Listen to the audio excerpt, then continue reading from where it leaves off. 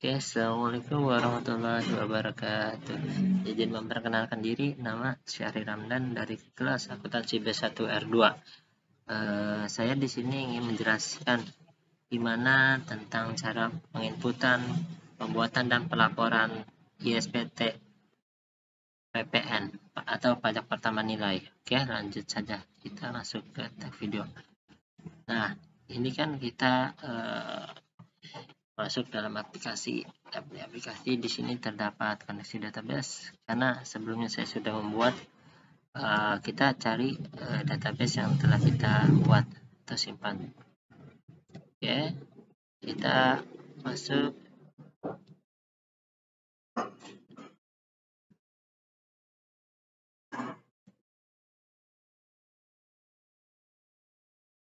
Nah, di sini terdapat username dan password. Username dan password kita masukkan seperti yang sudah tertera di domain pengerjaan. Oke. Nah, setelah itu kita menginput. Di sini terdapat beberapa menu: program, input data, setting, ISPT, tools, dan tools. ISPT kita setting aja dulu ISPT. Nah, kita masuk untuk membuat anggota atau nama perusahaan sebagai user. Kita masuk tools, referensi, lawan transaksi. Kita lanjut di sini. Jika kita ingin menambahkan supplier atau data anggota baru, nah kita klik menu baru. Oke, yes. Nah, di sini terdapat kolom. Kita masukkan saja NPWP sesuai yang sudah tertera.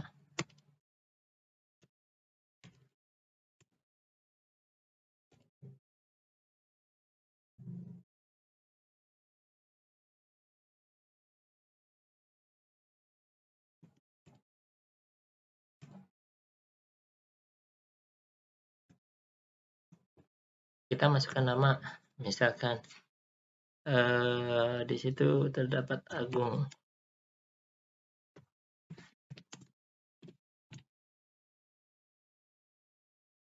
Alamatnya kita bisa asal saja atau bisa sesuai yang kita mau saja.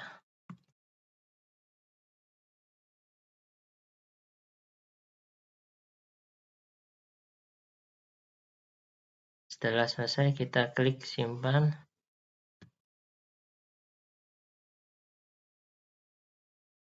Setelah disimpan, di sini terdapat yang sudah kita input tadi, yaitu Agung Kuncoro. Oke, sudah. Kita masuk ke mana tentang cara untuk penginputan nama NPWP.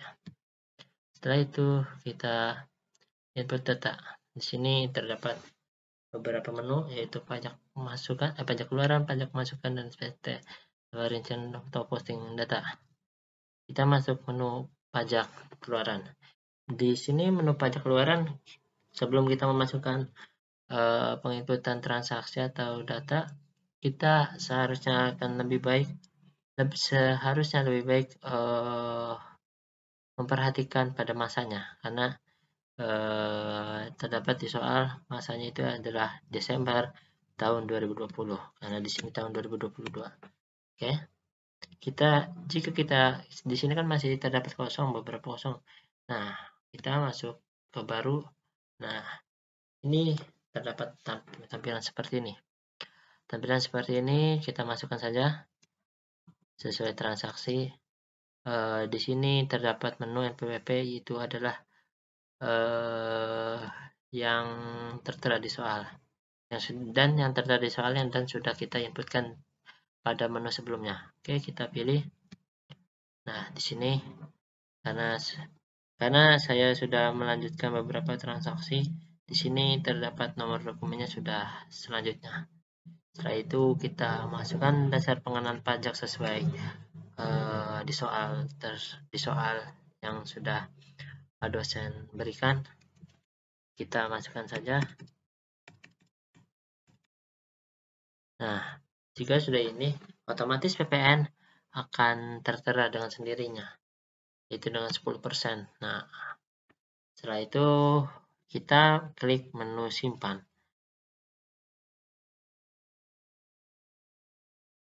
Jika semuanya sudah selesai kita input, akan tampilannya seperti ini yang tertera di gambar. Jika ingin kita menu baru, tinggal klik baru, ataupun jika terdapat kesalahan dalam penginputan, kita bisa klik dengan menu ubah.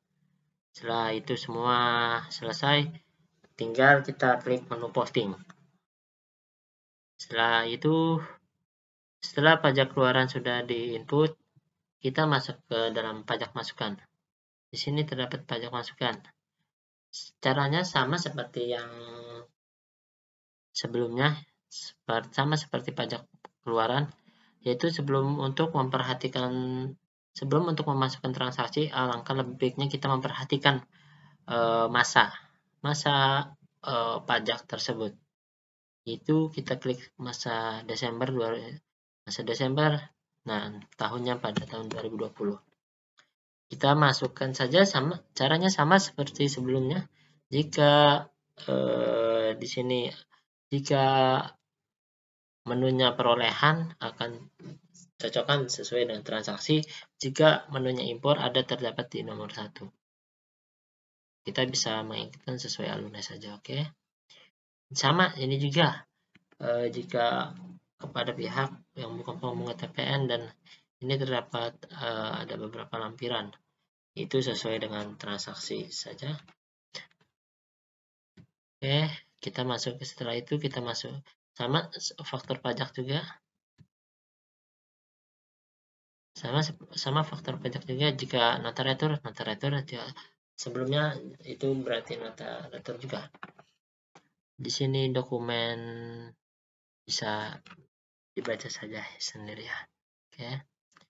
Setelah itu kita di sini terdapat NPWP. NPWP itu adalah yang sudah saya jelaskan sebelumnya, yaitu nama NPWP itu adalah nama yang sudah kita input pada menu tools, referensi atau input tawan tersebut. Setelah itu kita pilih saja sesuai apa yang di soal. Oke, klik. Nah, tetapi pajak masukan ini kita akan input sesuai yang selanjutnya. Selanjutnya apa yang transaksi sebelumnya, itu kita melanjutkan nomor dokumennya. Di sini terdapat tanggal dokumen, yaitu sesuai dengan tanggal yang bersangkutan pada soal tersebut, tanggal penyerahan atau penerimaan atau pembayaran. Setelah itu kita dasar pengenaan pajak, yaitu nomor hasilnya. Di sini ada PPN sama seperti sebelumnya yang di pajak keluaran, tinggal mengikuti. Jika kita sudah mengerti, tinggal kita mengikuti alurnya saja, oke? Setelah itu, nah, akan tertampil seperti ini jika kita sudah menginput beberapa transaksi. Setelah itu kita sama seperti sebelumnya, di sini terdapat menu baru, ubah, hapus, atau posting. Jika terdapat kesalahan, kita bisa hapus atau ubah. Setelah itu kita posting. Setelah kita posting, terdapat di sini ada lampiran-lampiran. Lampiran A, B, dan selanjutnya. Setelah lampiran-lampiran, di sini dalam tugas praktikum perpajakan tentang ISPT PPN adalah menghasilkan atau mencetak hasil dari pengerjaan kita akan dikumpulkan dalam menu tugas. Untuk gimana caranya untuk menu tugas, yaitu dengan cara cetak SPT.